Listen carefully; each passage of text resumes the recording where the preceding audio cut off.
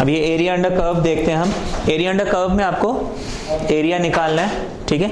ये application of integration में एक बहुत इंपॉर्टेंट टॉपिक है, 6 मार्क्स का एक क्वेश्चन इसमें मिलेगा। इसमें आपको पहले एकदम बेसिक समझेंगे हम इसका, एक बहुत छोटा सा एग्जाम्पल लेके, उसके बाद फिर हम आएंगे इसके क्वेश्चंस पे जो एग्जाम में आपको एक्चुअली मिलेंगे, ठीक है। अब यहाँ पे देखो एक क्वेश्चन दिया हुआ, फाइंड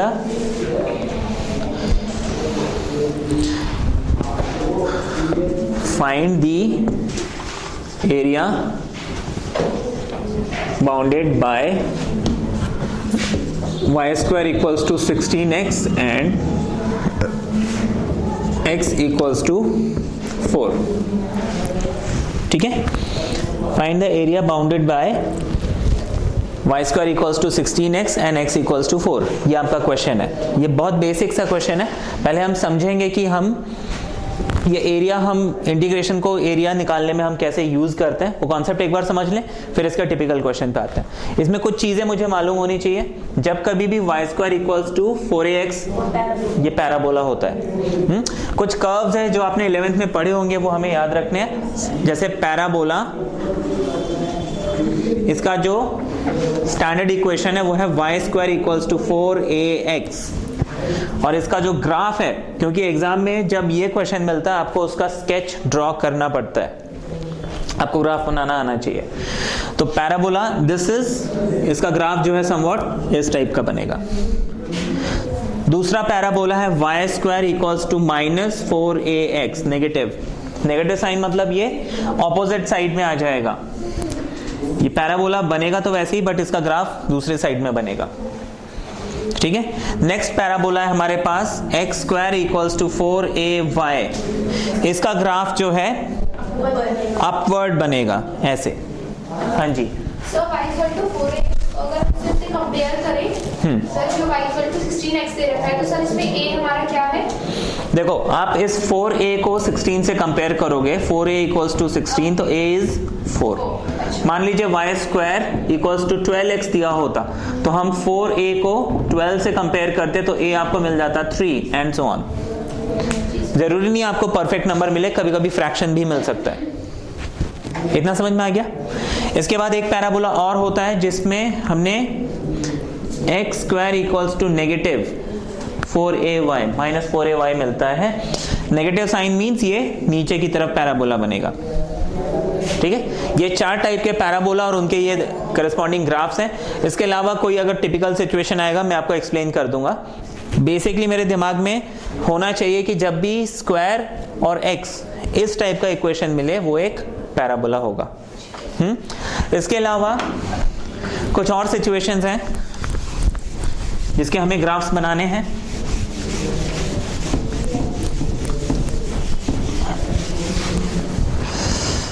आपको एक सिचुएशन दिया हुआ है, सपोज कंडीशन ये x इक्वल्स टू 4। आपको ध्यान रखना है ये हमारा x और y एक्सिस है ना। अब दिस इज ओरिजिन, मैंने एक लाइन बना दिया पैरेलल टू y एक्सिस। अब इसका डिस्टेंस है सपोज 1 2 3 4 यूनिट, ठीक है ना। इसका डिस्टेंस है 4। मैं यहां पे जाता हूं, इसका x कोऑर्डिनेट क्या होगा? 4 ही होगा। मैं यहां पे जाता हूं, y चेंज हो गया लेकिन x कोऑर्डिनेट 4 ही रहेगा। इस लाइन में आप कहीं पे भी जाएंगे x कोऑर्डिनेट इज ऑलवेज 4, है ना। तो ऐसे लाइन का जो इक्वेशन है वो है x इक्वल्स टू 4 या फिर x इक्वल्स टू a। जब कभी भी हमें x इक्वल्स टू a के फॉर्म में इक्वेशन मिलता है, it means the line is parallel to y axis. x equals to a always represents line parallel to y axis. Similarly अगर this is origin और ये एक लाइन है, इसका डिस्टेंस है b, parallel to x axis है, आप कहीं से भी इसका डिस्टेंस निकालोगे b ही मिलेगा। जो y कोऑर्डिनेट है आपको b मिलेगा। x चेंज हो रहा है लेकिन y चेंज नहीं हो रहा है। ये बात समझ में आई? ये सब हम 11th में कर चुके हैं। तो ऐसे लाइन का इक्वेशन हो जाएगा y equals to b।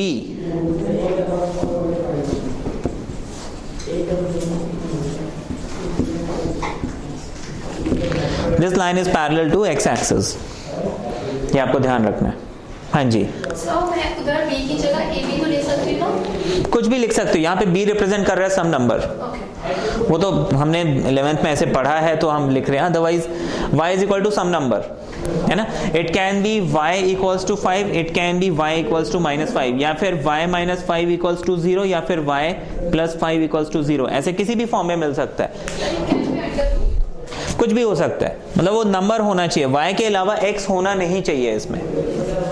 Parallel है मतलब x नहीं होना चाहिए, वहां पे पैरेलल है मतलब y नहीं होना चाहिए, है ना। कोई भी इक्वेशन मिल रहा है जिसमें या तो x इज मिसिंग या तो y इज मिसिंग, दोनों इकट्ठा नहीं है, तो वो line is parallel to either x axis और y एक्सिस, डिपेंडिंग अपॉन आपको क्या मिलता है, ठीक है। फिर नेक्स्ट जो है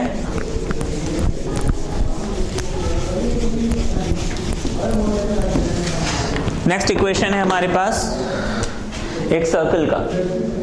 एक सर्कल का इक्वेशन कैसा होता है, इसमें हमें ये वाला सर्कल करना है जहां पे सर्कल का सेंटर कहां पे होता है, ओरिजिन पे। ये भी हमने इक्वेशन 11th में देखा है, जब भी किसी सर्कल का सेंटर ओरिजिन पे हो और इसमें हमने कोई भी पॉइंट ले लिया x एंड y और इसका रेडियस है सपोज r, तो इक्वेशन हो जाता है x square plus y square equals to r square. ये इक्वेशन ऑफ सर्कल है। हाँ, एक सर्कल जिसका सेंटर कहां पे है,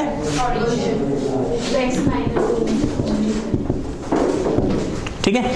इसमें फिर एक और चीज आपको ध्यान रखना है कि ये सर्कल का कोई भी डिस्टेंस, कोई भी पॉइंट ओरिजिन से या सेंटर से कितना होगा, r होगा रेडियस।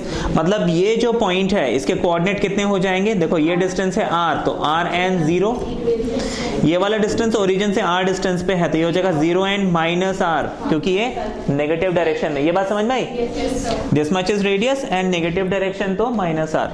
ये है 0 से r तक, तो ये हो जाएगा r माइनस r n 0, ये बात समझ में आई। और ये कितना हो जाएगा 0 एंड r। ऐसे आप इसके कोऑर्डिनेट्स निकाल सकते हैं, क्योंकि ये आपको हो सकता है वहां पे बनाना पड़े, ठीक है। ये भी सर्कल वाला पार्ट हम 11th में कर चुके हैं। नेक्स्ट है हमारे पास, इसमें कर्व बनाने को आ सकता है, विच इज सर्कल जो कि ओरिजिन पे नहीं है। ये एक सर्कल है जो ओरिजिन पे नहीं है, इसका सेंटर क्या है h, k और इसका रेडियस है सपोज r। ऐसे सिचुएशन में इस सर्कल का जो इक्वेशन है वो हो जाएगा x minus H whole square y minus K whole square equals to r square, जो कि ओरिजिन है ना। इसका सेंटर ओरिजिन पे नहीं है, वो कोई भी आर्बिट्री पॉइंट पे है, ठीक है।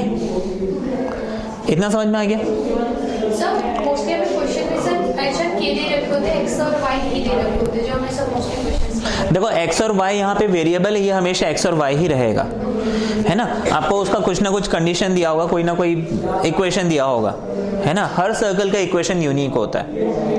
अब यहाँ पे एक और चीज,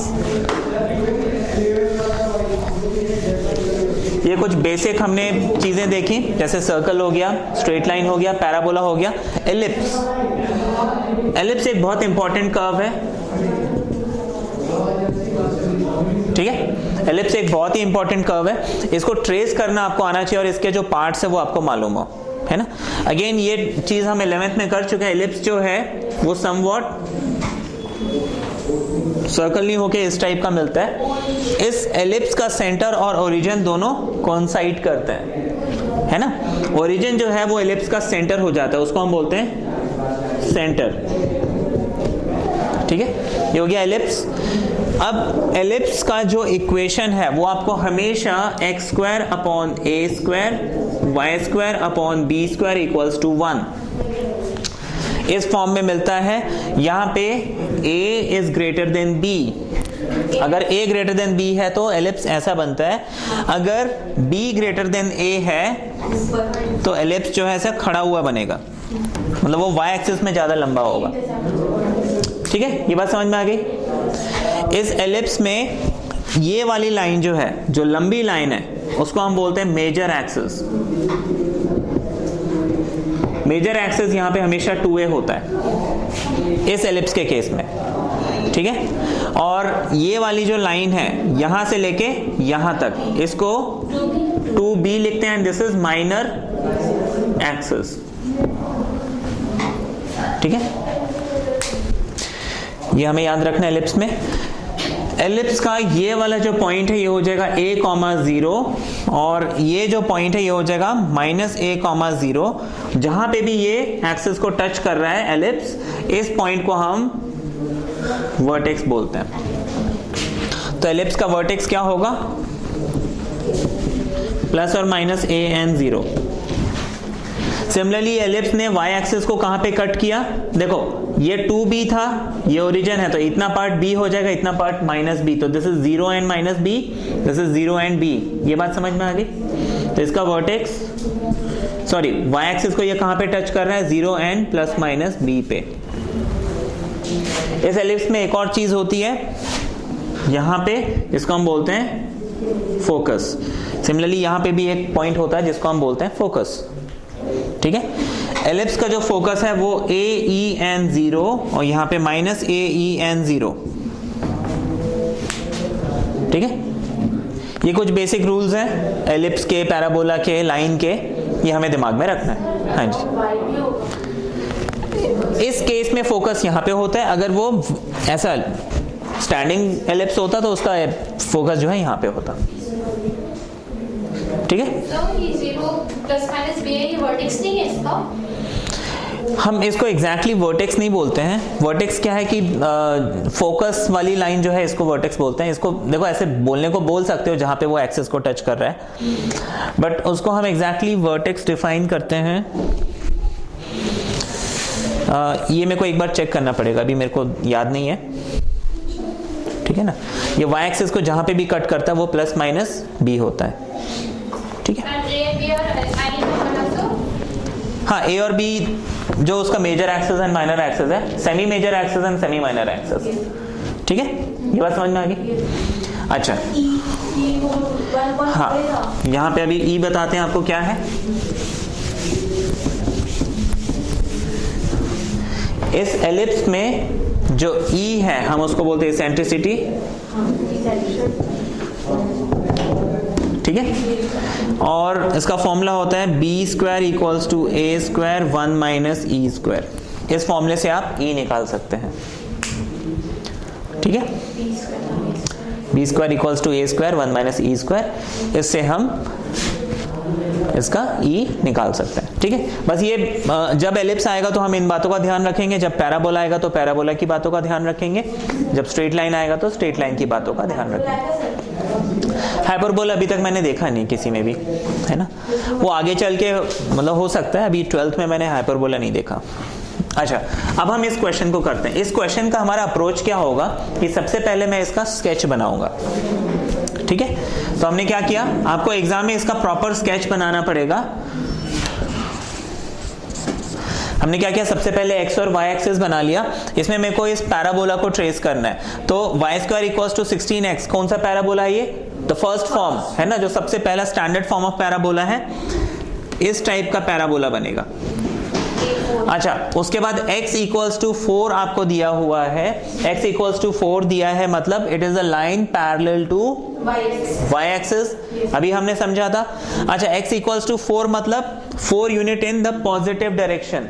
अगर x = -4 बोलते तो 4 units in the negative direction. ये बात समझ में आ गई? हाँ, ऐसा हो सकता है कि वो पॉजिटिव हो और x माइनस में भी हो।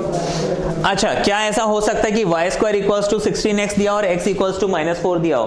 देखो, ऐसा देने में कुछ नहीं है, दे सकते हैं, लेकिन अब जैसे मैंने ये 4 यूनिट बना तो दिया, अब लाइन और पैराबोला के बीच में क्या ग्राफ, मतलब क्या कॉमन एरिया? कुछ भी नहीं है ना, तो एरिया क्या आएगा इसमें? इन्फिनिटी आ जाएगा, है ना। तो मतलब आपको हमेशा क्या एरिया ऑफ बाउंडेड रीजन निकालते हैं कि दो कर्व्स के बीच में जो बाउंडेड एरिया है वो हमें निकालना है। तो यहाँ पे तो हम दोनों के बीच में बाउंडेड है ही नहीं, हम कुछ नहीं निकाल सकते, है ना। लेकिन यहाँ पे हमें क्या दिया हुआ है? x को, इसलिए हमको x = 4 देंगे। ठीक है, ये बात समझ में आ गई? अच्छा, अब यहाँ पे 1 2 3 4 मैंने 4 यूनिट ट्रेस कर लिया और ये एक लाइन खींच दिया। तो ये हमारा एक रफ स्केच हो गया। इसमें आपको प्रॉपर लेबलिंग करनी पड़ेगी, जैसे 0 and 0 this is the origin, इसको हम O ले लेते हैं। This is suppose P, this is M, this is N, ठीक है। ये जो पॉइंट ऑफ इंटरसेक्शन है देखो 1 2 3 4, अब ये 4 होगा और ये पॉइंट कितना होगा, ये हमें निकालना पड़ेगा, है ना। ये जो पॉइंट P है ये आपको निकालना पड़ेगा। उसके लिए आप क्या करेंगे, सॉल्यूशन में पहले तो मैंने ग्राफ बनाया, ग्राफ बनाने के बाद दिस M पॉइंट इज 4,0, ये N और P, ये दो चीजें मुझे निकालनी है। सर A4 नहीं होगा। हाँ, A4 होगा। कहाँ पे A4 होगा? सर निकलेगा ना इससे, y2 अभी हम इसको सॉल्व करेंगे। आप क्या करोगे, इसके आगे आपको लिखना है पॉइंट्स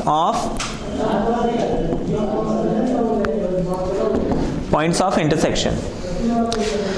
एरिया अंडर कर्व के जितने भी क्वेश्चन है उसमें आपका तरीका क्या होगा, सबसे पहले तो आप क्वेश्चन का एक रफ स्केच बनाएंगे, स्केच बनाने के बाद आप उसके पॉइंट ऑफ इंटरसेक्शन निकालेंगे। पॉइंट ऑफ इंटरसेक्शन निकालने के लिए मैंने y² इक्वल्स टू 16x लिखा और x इक्वल्स टू 4 लिखा। इस x की वैल्यू 4 मैंने यहाँ पे पुट करनी है। बेसिकली दोनों में एक चीज कॉमन, जैसे एक इक्वेशन से x निकाल के दूसरे में डाल दिया या फिर एक इक्वेशन से y निकाल के दूसरे में डाल दिया, ऐसे करना है।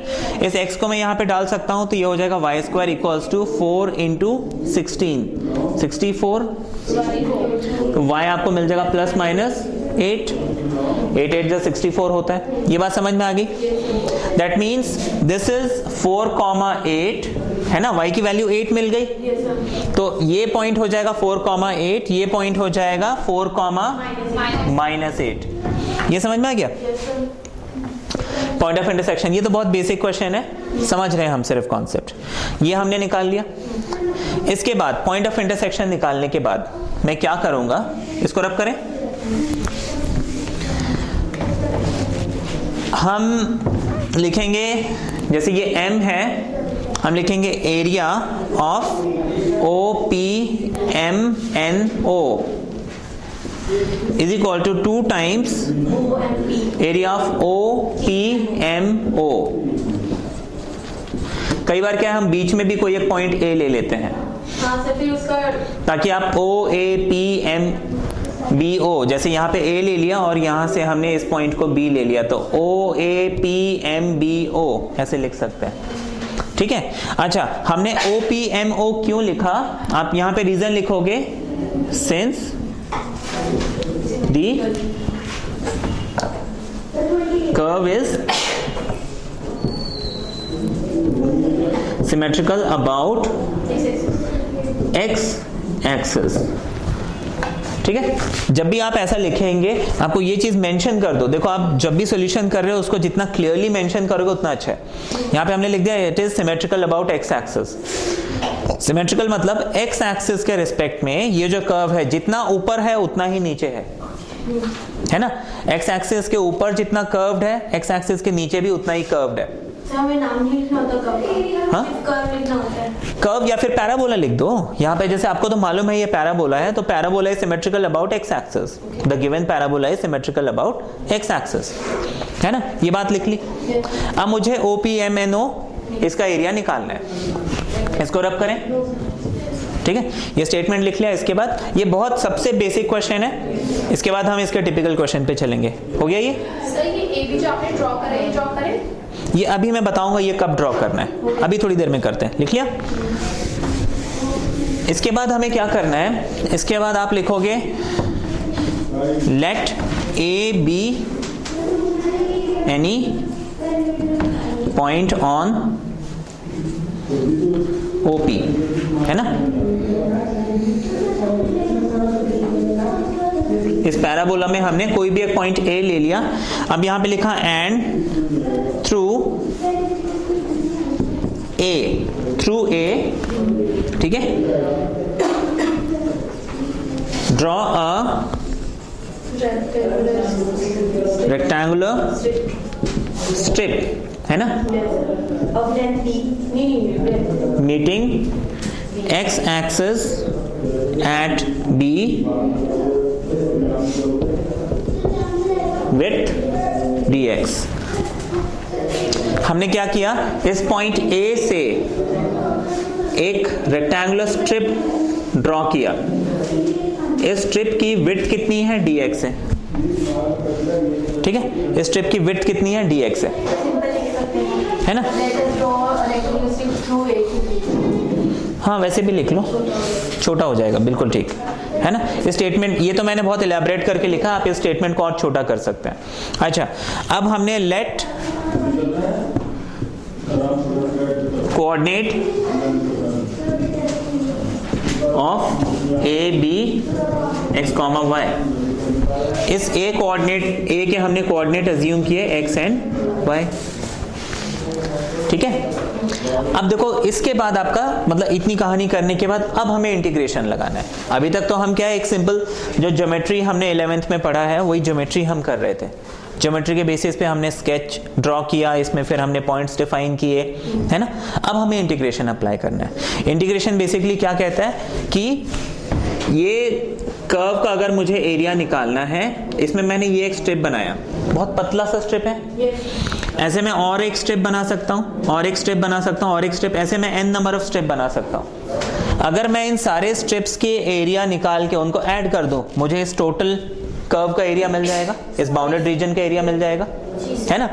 तो यहाँ पे हम वही करेंगे, हमने ये स्ट्रिप बनाया और इंटीग्रेशन के रूल अप्लाई करके हम देखेंगे कि ये स्ट्रिप कहाँ से कहाँ तक मूव कर सकता है, वो एरिया आपका निकल जाएगा, ठीक है ना। यहाँ तक तो समझ में आ गया। हमने क्या किया, इस ए से एक पतली सी स्ट्रिप ड्रॉ की। मैं थोड़ा सा इसको पहले वाइड करता हूं, उसके बाद उसको हम पतला कर लेंगे। ये ए से हमने एक रेक्टेंगुलर स्ट्रिप ड्रॉ किया। अब देखो ये काफी वाइड है, इसकी विड्थ हमने dx ली हुई है। मैं इसको जैसे जैसे पतला करते जाऊंगा वो क्या होगा, एकदम लाइन बन जाएगा। ये बात समझ में आई? ये स्ट्रिप अब क्या हो गया, एक स्ट्रेट लाइन बन गया। अब पहले क्या हो रहा था कि जब ये रेक्टेंगुलर था, इसका कुछ हिस्सा तो कर्व के बाहर जा रहा था, कुछ हिस्सा जो है कर्व के अंदर नहीं ले पा रहा था ये। लेकिन जब मैंने इसको लाइन बना दिया, इसको बहुत पतला कर दिया, अब देखो ये बाहर तो जाएगा नहीं क्योंकि ये बहुत पतला हो गया, इनफाइनाइट, मतलब बहुत ज्यादा छोटा, almost x tends to 0, dx tends to 0, हमने इतना छोटा ले लिया, बहुत पतला स्ट्रिप लिया।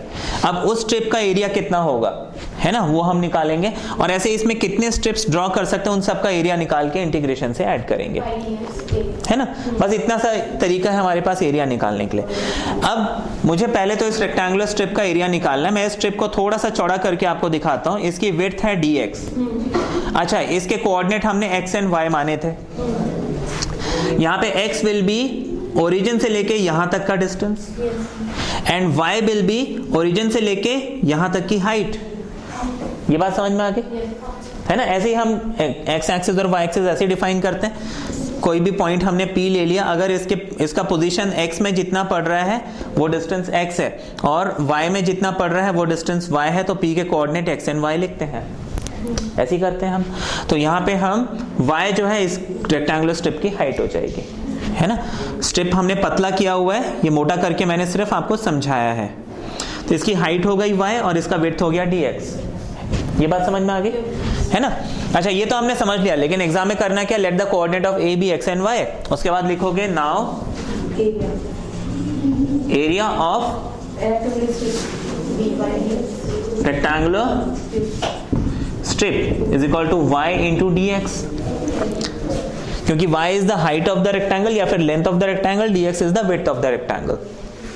तो लेंथ इंटू ब्रेथ क्या होता है, रेक्टेंगल का एरिया। तो हमने ये एरिया ऑफ रेक्टेंगुलर स्ट्रिप निकाल लिया। ये समझ में आ गया? हाँ जी। जैसे ए भी आपने काफी नियरेस्ट पोजीशन यहाँ पे बनाना चाहते हो, कोई फर्क नहीं पड़ता, आपकी मर्जी है। देखो ये ए जो पॉइंट है, ये हमने देखो let A be any point, हमने क्या लिखा, let A be any point. Any point का मतलब ये ओरिजिन के पास हो या पी के पास हो, मेरे को उससे मतलब नहीं है, it can B any point. हमने ये तो नहीं बोला ना कि ओरिजिन से 2 यूनिट दूर लेना है, 3 यूनिट दूर लेना है, ऐसा कुछ नहीं बोला है। इट इज एनी पॉइंट, कुछ भी ले सकते हैं। क्लियर है इतना?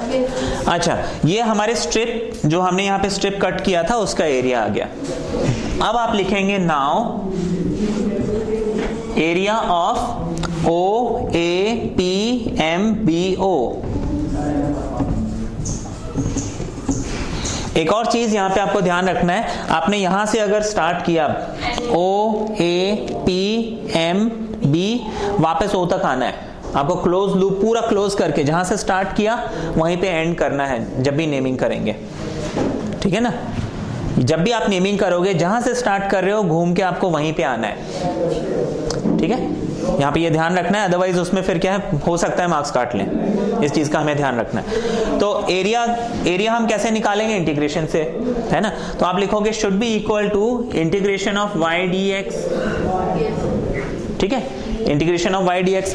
ये एक स्ट्रिप का एरिया है, तो इसके अंदर ऐसे हम n नंबर ऑफ स्ट्रिप्स बना सकते हैं। अगर n नंबर ऑफ स्ट्रिप्स को मैं ऐड कर दूं मुझे एरिया मिल जाएगा, है ना। जैसे ये ऐसे काफी सारे स्ट्रिप्स बन जाएंगे ना इसमें, अगर हम ऐसे ड्रॉ करें, अगर मैं सारे स्ट्रिप्स का एरिया ऐड कर दूं मुझे टोटल एरिया मिल जाएगा।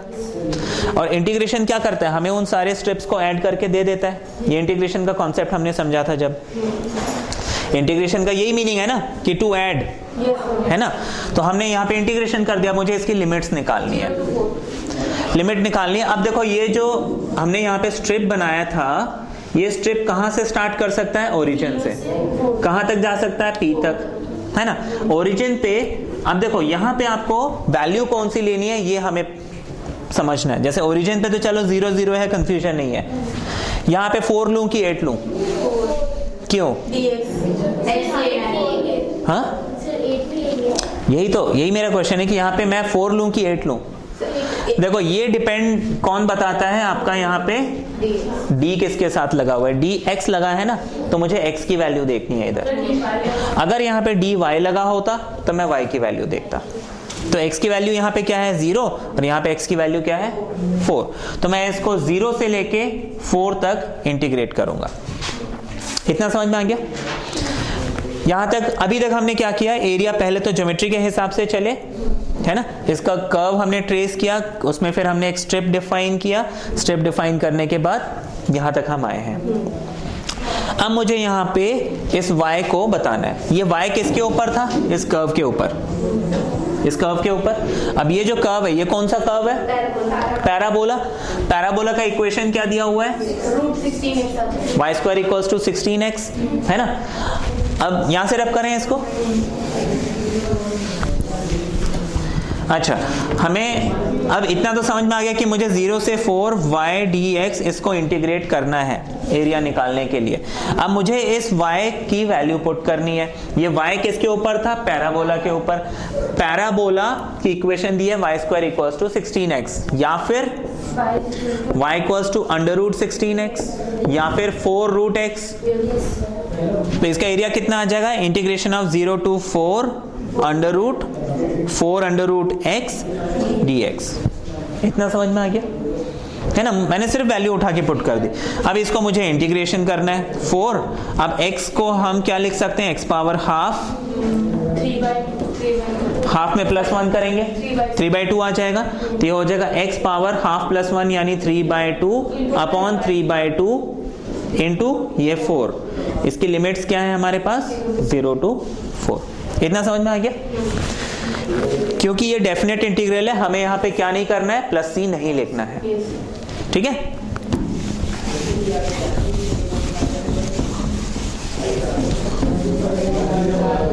अब यहाँ पे मैं सिर्फ ये वैल्यू पुट कर दूंगा। अब देखिए यहाँ पे मैं लिखूंगा 4 इंटू x की जगह हम लिख लेंगे 4 की पावर 3/2, है ना। x की जगह मैंने 4 रख दिया, फिर मैं लिखूंगा माइनस, फिर x की जगह मैं क्या रखूंगा 0।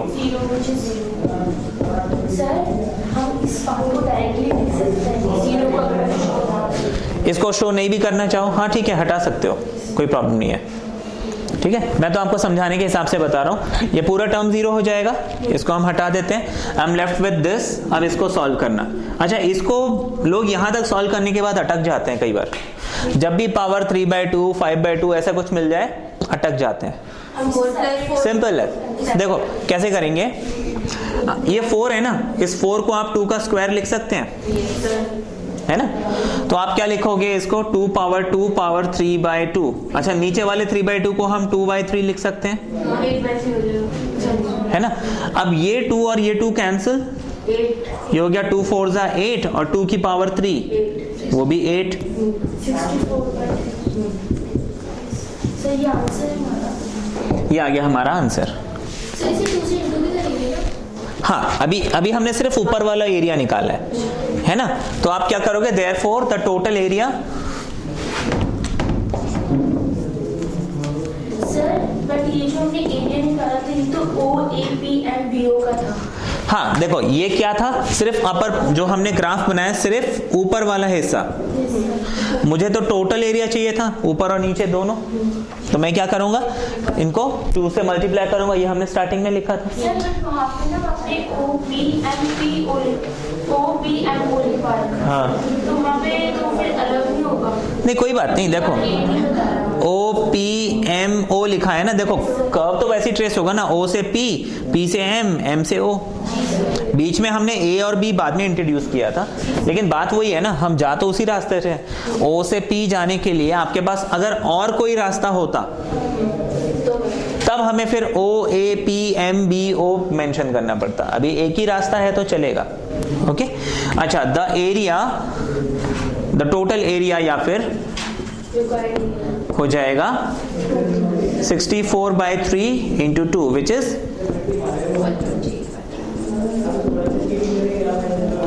एरिया में आपको स्क्वायर यूनिट वर्ड यूज करना है। ठीक है, समझ में आया ये एरिया कैसे निकाला? ये नेक्स्ट टाइप ऑफ क्वेश्चन है, इसको देखिए। वो अभी जो हमने क्वेश्चन किया था वो बहुत बेसिक क्वेश्चन था। ये जो क्वेश्चन है ये थोड़ा सा उससे आगे चल के है ना। ये इस टाइप के क्वेश्चन आपको एग्जाम में मिल सकते हैं। ठीक है, अब इस क्वेश्चन में देखो, पहला काम क्या है, हमें इसका स्केच बनाना है ना। तो इसका स्केच हम कैसे बनाएंगे, find the area bounded by curve x square equals to 4y। अब x square equals to 4y मतलब ये पैराबोला है, x स्क्वायर और y मिल रहा है मींस पैराबोला। और ये कौन सा पैराबोला है, अपवर्ड है ना, x square equals to y के फॉर्म में मिल रहा है। क्योंकि अभी हमने पढ़ा था y square equals to x जो है राइट हैंड था, ये अपवर्ड है। तो हम इसका जो है स्केच समवॉट इस टाइप का बनाएंगे।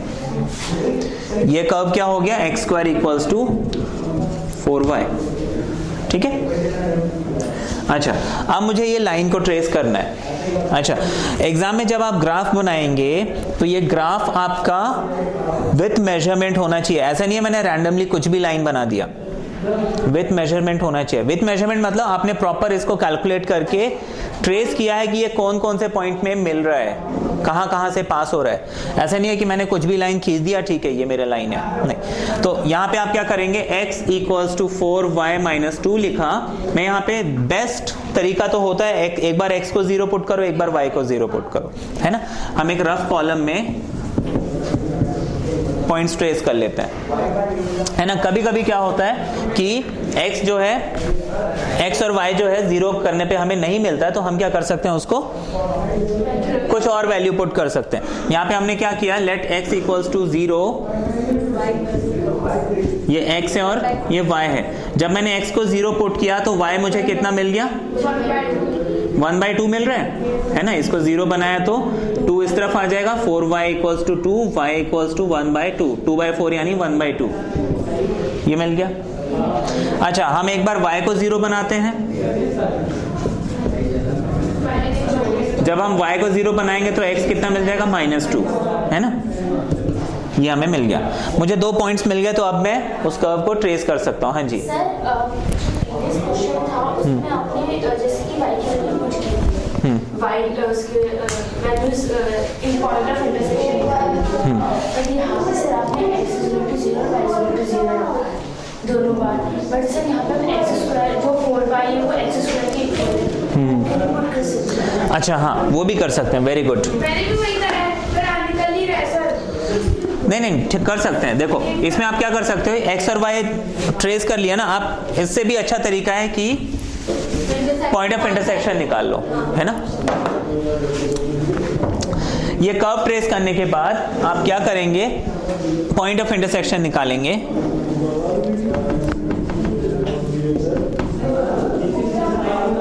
पॉइंट ऑफ इंटरसेक्शन में मैं क्या करूंगा, इस x की वैल्यू उस कर्व में पुट कर दूंगा, तो ये हो जाएगा, देखो आपके पास x square equals to 4y था, है ना। X square equals to 4y था और हमारे पास x equals to 4y minus 2 है। इस x की वैल्यू मैं यहाँ पुट कर देता हूँ, तो मेरे पास क्या आ जाएगा जी,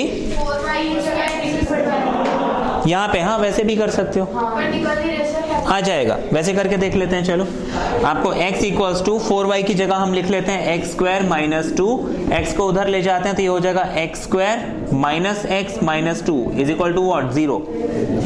इतना समझ में आया। मैंने यहाँ पे 4y की जगह क्या पुट किया, एक्स स्क्वायर, तो x square minus x minus 2 मिल गया इज इक्वल टू क्या मिल गया, 0।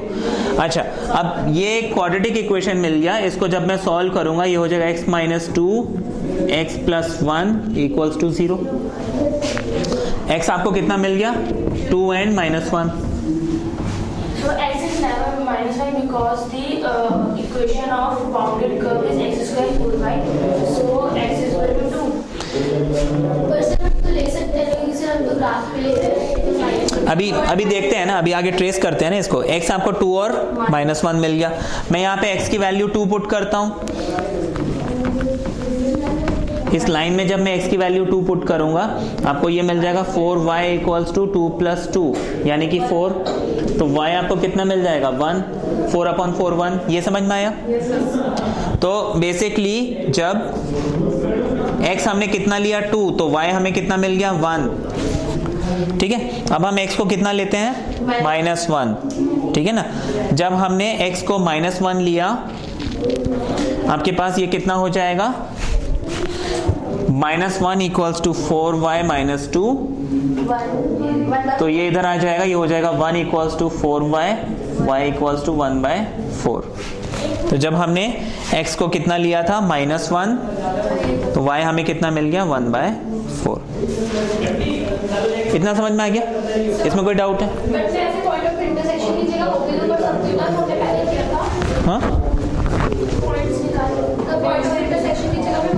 वो भी कर सकते हैं, हाँ। लेकिन point of intersection in any case आपको निकालना ही पड़ेगा। ठीक है, point of intersection in any case हमें निकालना ही पड़ेगा। ठीक है,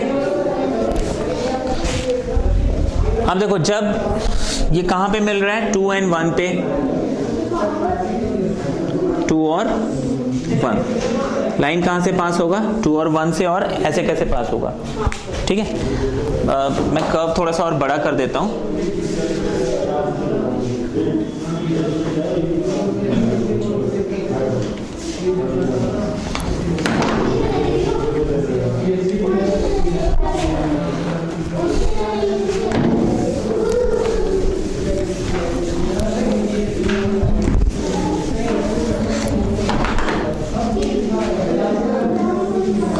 ये मतलब लाइन जो है समवॉट इस टाइप का बनेगा, है ना।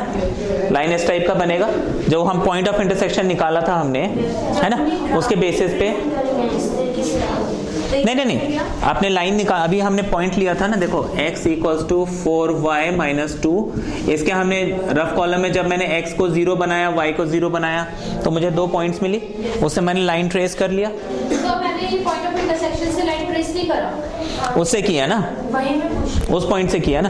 किसी से भी कर सकते हो, ऐसे तो ऐसा कुछ नहीं है ना। पॉइंट ऑफ इंटरसेक्शन निकाल लो, वो ज्यादा अच्छा है। उससे जो पॉइंट ऑफ इंटरसेक्शन आएंगे उससे हम लाइन ड्रॉ करेंगे। हाँ जी, हाँ, फिर इसके बाद हम एरिया करेंगे। हाँ, इसके बाद अभी मैं बता रहा हूँ। ग्राफ अलग से कर लेंगे। अच्छा, अभी हमने क्या निकाला था इसका, पॉइंट ऑफ इंटरसेक्शन।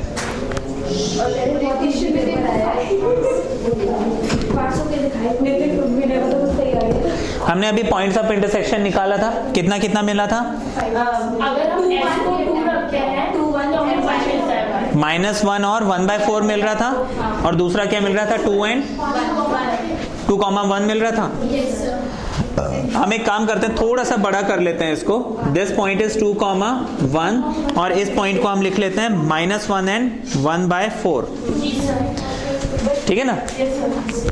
देखो हम अंदाजे से समझ सकते हैं कि -1 इधर ही आएगा x का, 1/4 यहाँ कहीं होगा, है ना। तो ये हमने कर्व बना लिया। ठीक है, हमने ये क्या किया है कि देखो मैंने मेजरमेंट तो नहीं किया यहाँ पे, लेकिन हाँ मैंने पॉइंट ऑफ इंटरसेक्शन प्रॉपर यहाँ पे लिखे हुए हैं। वो चीज हमें चाहिए एग्जाम में, एग्जाम में आपको चाहिए कि आपका जो पॉइंट्स ऑफ इंटरसेक्शन है वो प्रॉपर हो। इतना समझ में आ गया? हाँ, ग्राफ प्लॉट कर लिया। अब ग्राफ प्लॉट करने के बाद मुझे इसमें क्या करना होता है? स्ट्रिप बनाना होता है। अब इसमें मैं स्ट्रिप बनाऊंगा। अब यहाँ पे अच्छा, प्रीवियस क्वेश्चन में क्या हो रहा था, वो सबसे बेसिक क्वेश्चन था जिसमें आपको कर्व इस टाइप का मिल रहा था, आपको नीचे एक्स एक्सिस मिल गया तो हमने ऐसे स्ट्रिप बना दिया और इसका जो नीचे वाला पोर्शन था वो हमेशा एक्स एक्सिस पे होता था। ठीक है ना, नीचे वाला जो पोर्शन है हमेशा एक्स एक्सिस में होता था। लेकिन अब यहाँ पे हम जो स्ट्रिप बनाएंगे, नीचे वाला पोर्शन हमेशा एक्स एक्सिस में नहीं है, वो इस पैराबोला के ऊपर है। तो इसलिए ऐसे बनाएंगे, है ना। आप अगर इसको वर्टिकल के बजाय सर ये बना के मतलब ग्राफ में बनाएंगे ऐसे? ग्राफ में, हाँ, हमें स्टेप बनाना होता और है। अगर मेरे पॉइंट बहुत छोटे आए तो ये लाइन तो दिखेगी ही नहीं, तो बड़ा नहीं, एक लाइन बस खींच लीजिए, फिर बस उसमें लिख देना है कि ये एक रेक्टेंगुलर स्ट्रिप है। हमें इतना चौड़ा नहीं बनाना है, ये तो आपके समझने के लिए। अब मैं इसमें अगर वर्टिकल स्ट्रिप बनाता हूँ तो भी वो स्ट्रिप पैराबोला और लाइन दोनों के ऊपर है, हॉरिजॉन्टल बनाता हूँ तो भी वो पैराबोला और लाइन के ऊपर है। मेरे पास कोई चॉइस नहीं है। वहाँ से नहीं बना सकते, कहाँ से? वाई एक्सिस को ऊपर से, कहाँ से? यहाँ पे। हाँ, यहाँ से लेकर ऐसे सीधा, यहाँ से ऐसे बनाओ, देखो यहाँ से ऐसे भी बना दो, अगर ऊपर जब जाएगा तो आप अगेन वो वाई एक्सिस के ऊपर नहीं है ना, वो आ तो गया लाइन के ऊपर, है ना।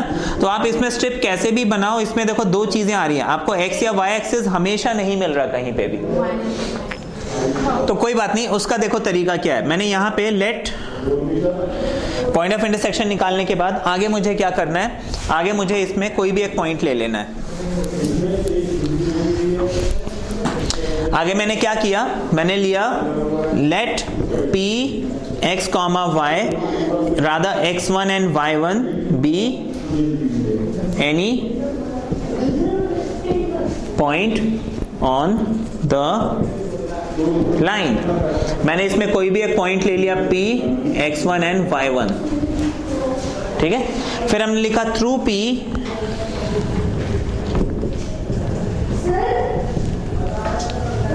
Draw a vertical rectangular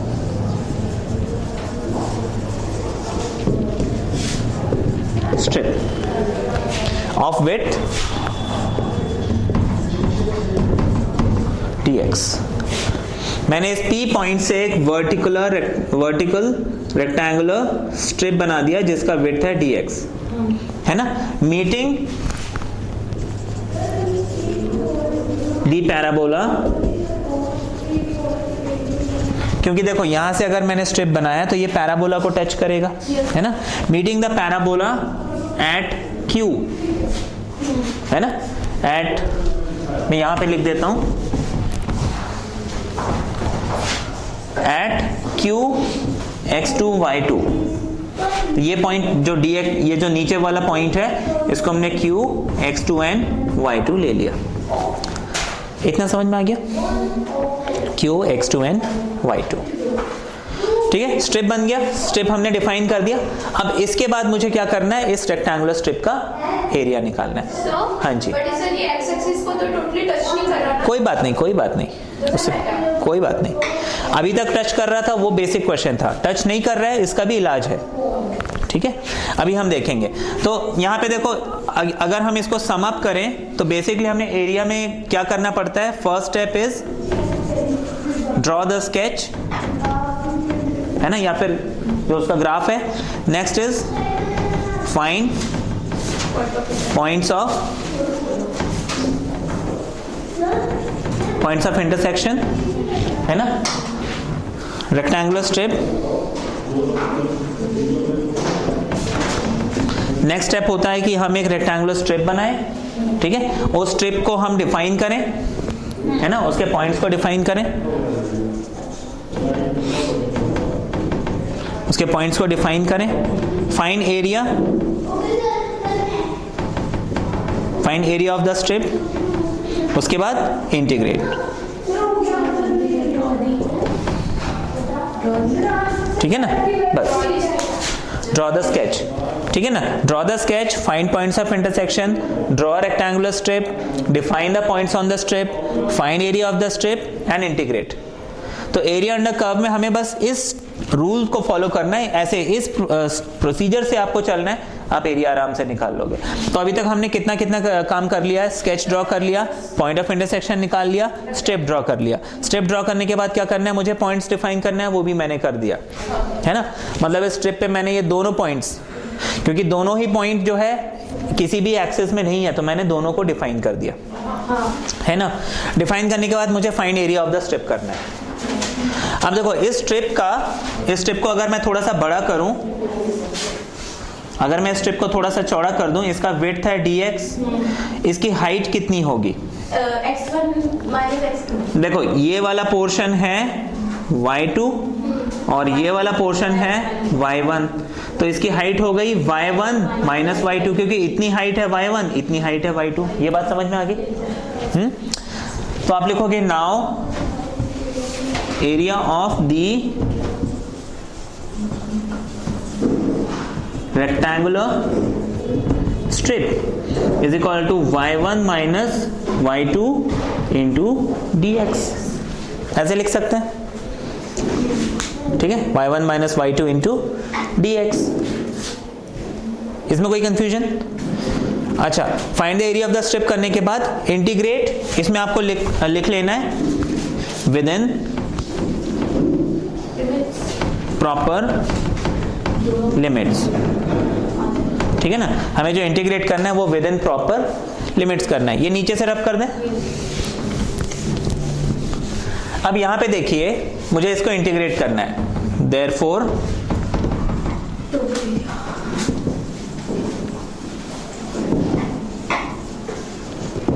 area of the required reason.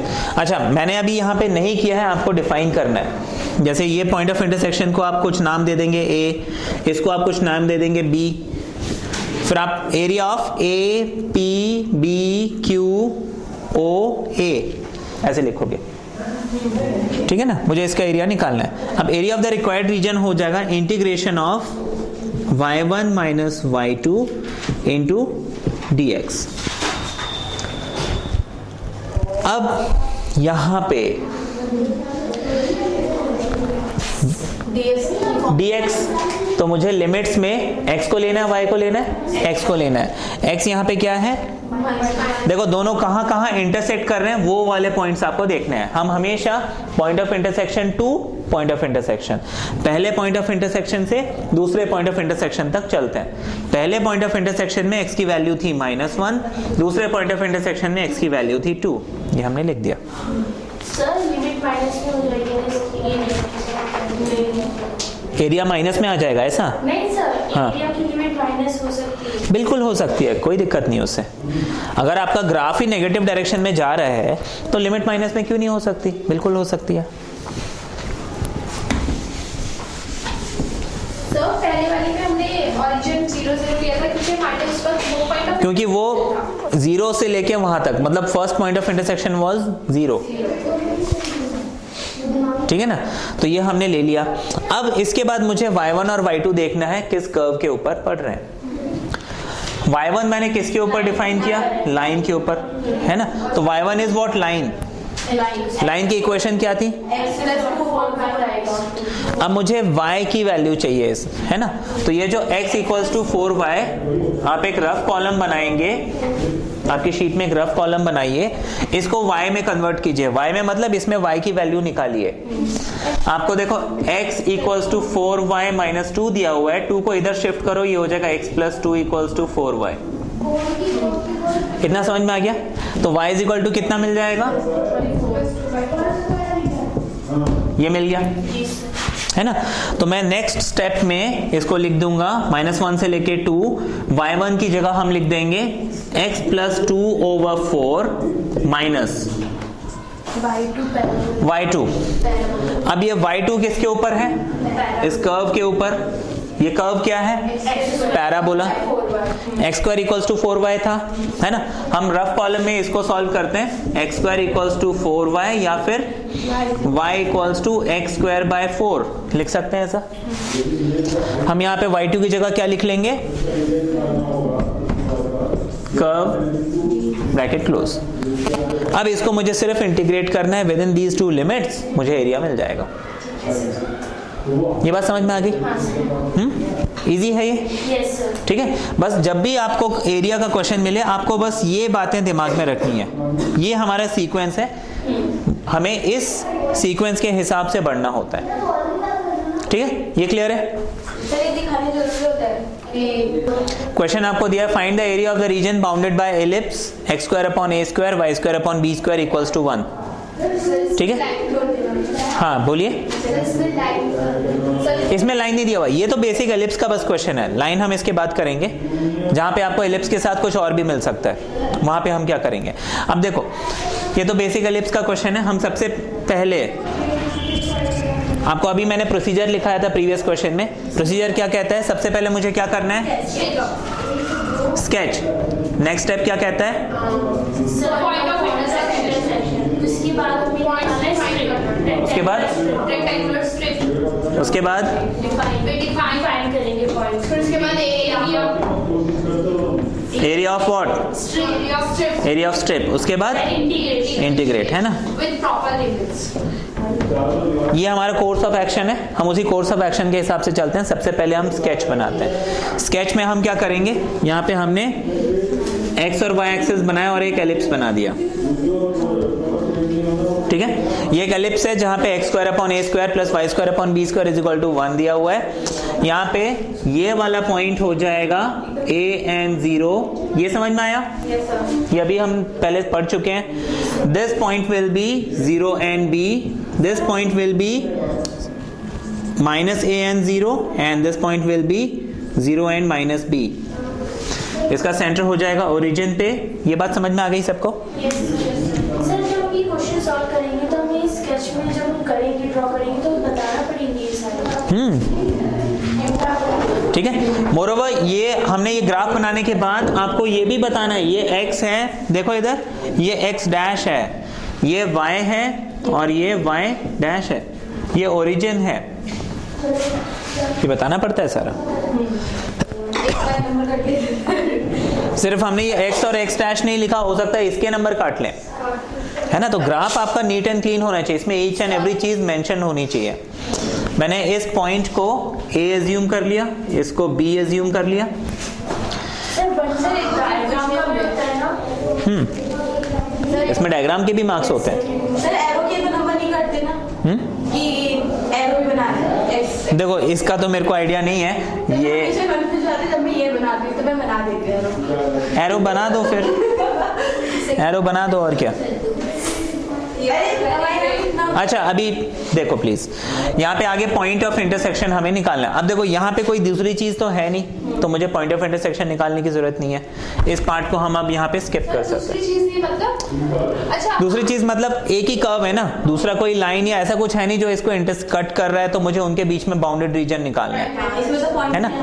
अब यहाँ पे हम क्या करेंगे, सिंस द एलिप्स, हाँ जी सर अगर ए बी से कोई लाइन इंटरसेक्ट करके जाती तो हम एरिया वहां से निकालते, ए बी के साइड वाले फिर ओरिजिन वो मेंशन किया होगा। जैसे मान लीजिए ए बी से एक लाइन इसको ऐसे कट करके जाती है। अब आपको देखो वैसे लॉजिकल सी बात है, उसके नीचे वाले एरिया तो पूछेंगे नहीं क्योंकि वो एक ट्रायंगल हो गया, वो कोई भी निकाल सकता है। ऑब्वियसली उसके ऊपर का ही एरिया पूछा होगा, बट स्टिल मेंशन करते हैं between the line and the ellipse. अब देखो लाइन और एलिप्स के बीच में तो यही एरिया आ रहा है ना। अब देखो लाइन और एलिप्स के बीच में ये वाला एरिया भी आ रहा है, तो उसमें फिर क्या मेंशन कर देंगे, द स्मॉलर रीजन या फिर द लार्जर रीजन। तो सर ये निकालेंगे? स्मॉलर रीजन बोला तो ये एरिया निकालोगे, लार्जर रीजन बोला तो ये एरिया निकाल लेंगे। सर निकालेंगे कैसे? वो हम करेंगे इसके बाद, ठीक है ना।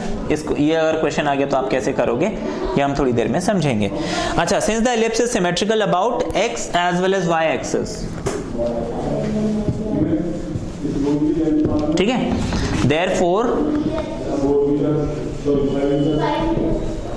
एरिया ऑफ एलिप्स हो जाएगा 4 times area of O A B O.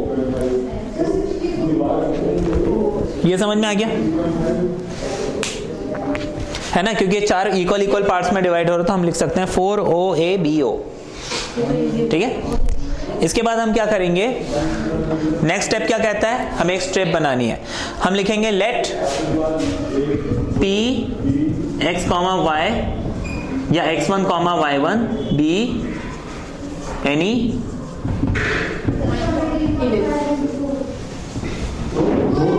Curve A B, है ना। इस ए बी कर्व में हमने कोई भी एक पॉइंट P डिफाइन कर दिया। ये सपोज पॉइंट P है, इसके कोऑर्डिनेट x1 एंड y1 है ना। इसके बाद हम लिखेंगे through P draw a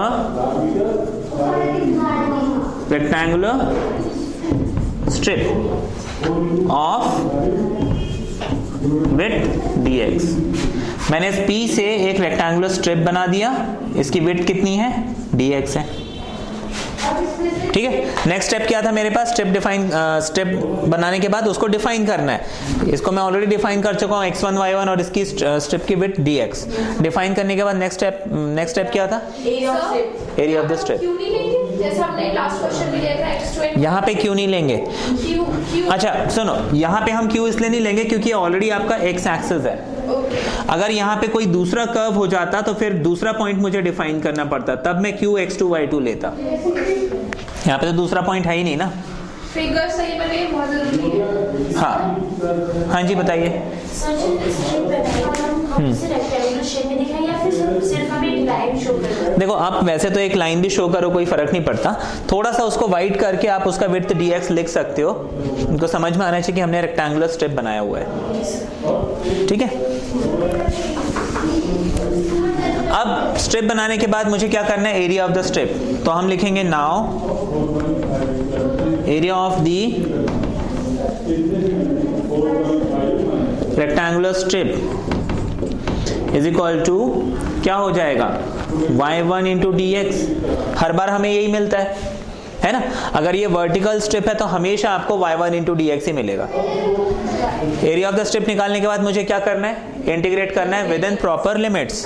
therefore area O A B O is equal to, कहां से कहां तक इंटीग्रेट करेंगे, a से b तक कि 0 से a तक, सर a से 0 तक, 0 से लेके a तक, है ना।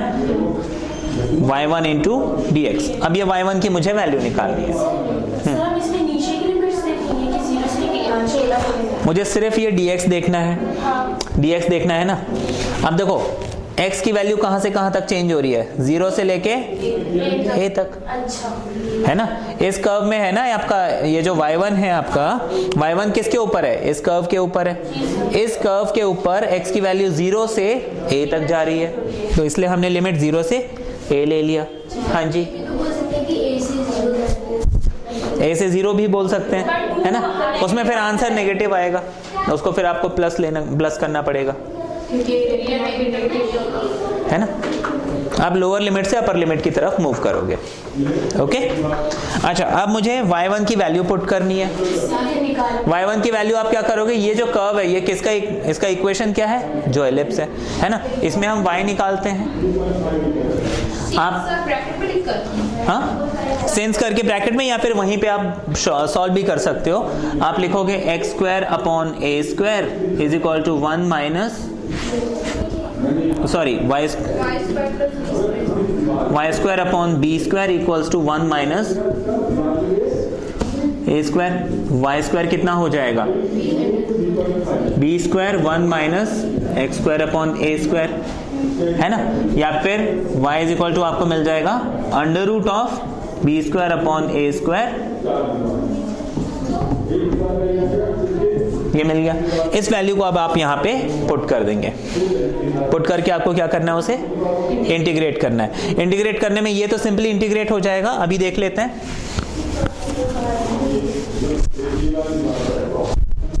जब इंटीग्रेट करेंगे आपको मिल जाएगा under root of B square upon A square. हाँ सर, यहाँ पे सर ने y1 ले रखा तो हम इसे b1 a1 लेंगे। किसको b1 a1 लेंगे, जैसे कि y1 है, इसे b1 a1 लेंगे, फिर सिर्फ सिंपल सी इक्वेशन हमारी। ये b1 a1 क्यों लेंगे, b1 a1 कहाँ है हमारे पास।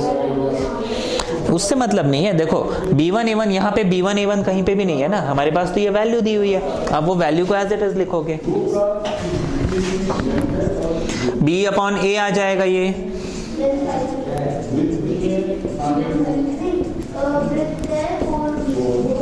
अब देखो ये तो बाहर आ जाएगा क्योंकि कांस्टेंट है। अब आपको सिर्फ ये a square minus X square का फॉर्मूला लगाना है। तो आपको ये इंटीग्रेशन में आपने ये 3 फॉर्मूले याद किए हुए हैं ना, under root a square minus X square, a square plus X square and X square minus a square. ये फॉर्मूले दिमाग में रखने हैं, वो फॉर्मूला लगा लीजिए, वैल्यू पुट कर दो। सर यहाँ पे a भी तो कांस्टेंट ही है हमारा। हाँ a कांस्टेंट है, a square minus X square का फॉर्मूला है ना प्रॉपर, उसको लगाओगे। सर मैं बताऊं फॉर्मूला?